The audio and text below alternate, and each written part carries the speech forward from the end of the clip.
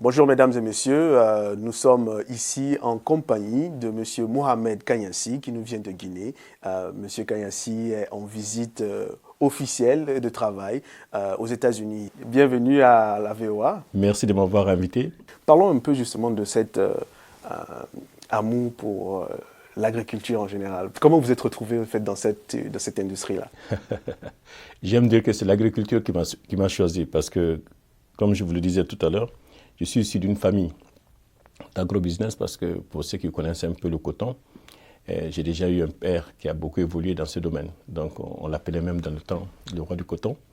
Donc c'est mon environnement. L'agriculture, je suis né dedans, grandi dedans et tout à fait naturellement, j'évolue dans cet environnement-là. Donc on peut m'appeler monsieur agriculture.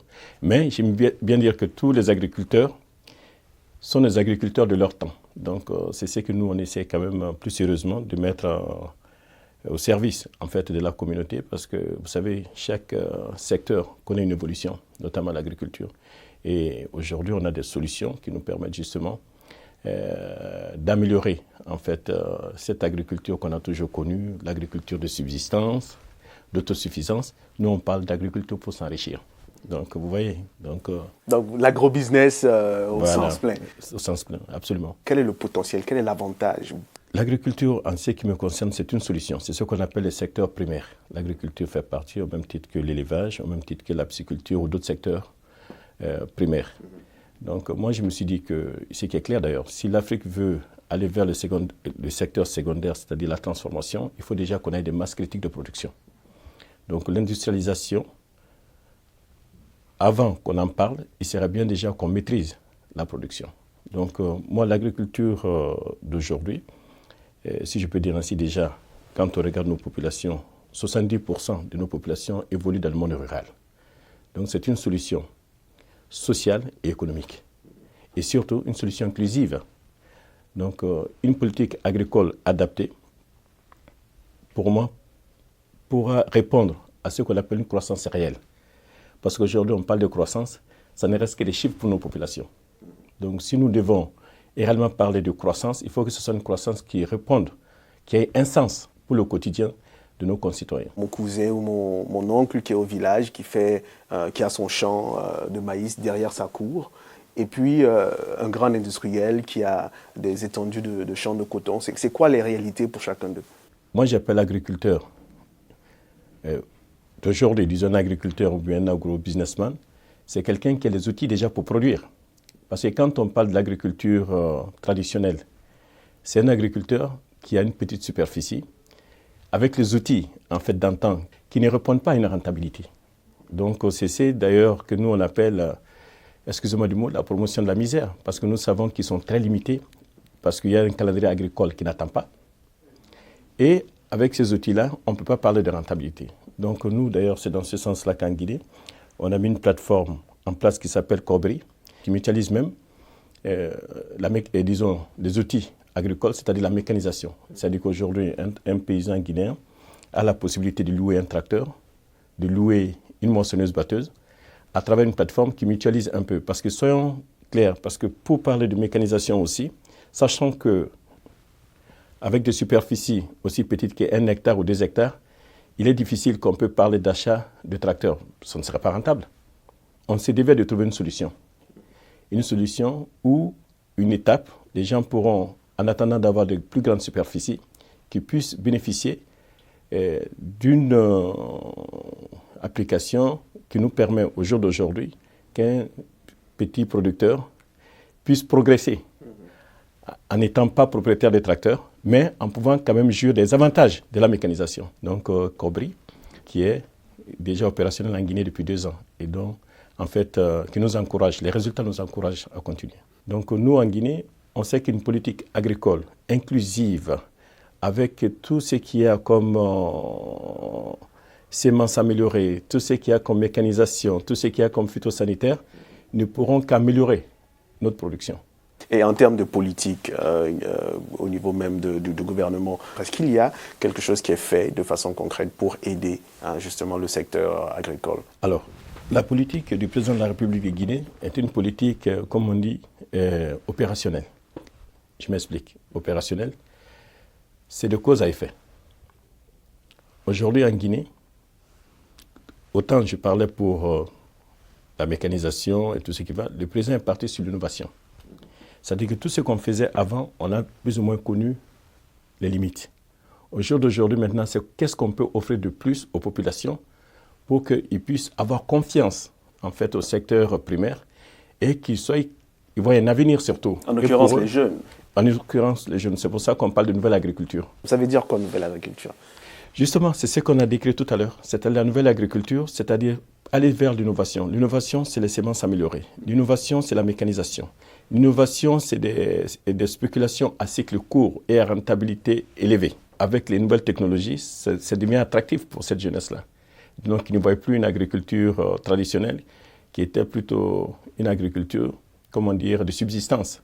Donc, qui a d'ailleurs, on a vu ça un peu dans les médias, où les gens ont plutôt tendance, non seulement pour les uns, faire l'exode rural d'aller vers la capitale, ou pour les autres aller même plus loin. On a vu l'immigration au niveau quand même de l'Europe, dans des situations difficiles, que vous savez. Alors, je vous donnerai quelques exemples. Quand on parle d'innovation pour nous, on a introduit le café arabica sur le plateau du Fouta.